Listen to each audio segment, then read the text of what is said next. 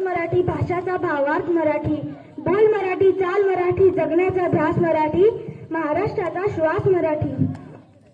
आदरणीय व्यासपीठ, गुरुजन वर्ग आणि माझ्या मित्रमैत्रिणींनो, मी दक्ष पाटील तुम्हा सर्वांना मराठी भाषा गौरव दिनाच्या शुभेच्छा देतो.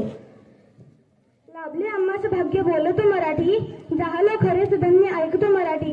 या कविवर्य सुरेश भटांच्या ओळींमधून मराठी भाषेचा गोडवा दिसून येतो. आज 27 फेब्रुवारी कुसुमाग्रज तथा विष्णू वामन शिरवाडकर यांचा जन्मदिवस. मराठी साहित्यातील यांच्या अफाट योगदानामुळे हा दिवस मराठी भाषा गौरव दिन म्हणून आपण साजरा करतो. मराठी केवळ एक भाषा नसून ती आपली संस्कृती, आपली ओळख आणि आपल्या भावनांचे माध्यम आहे. मराठी भाषेला हजारो वर्षांचा इतिहास आहे.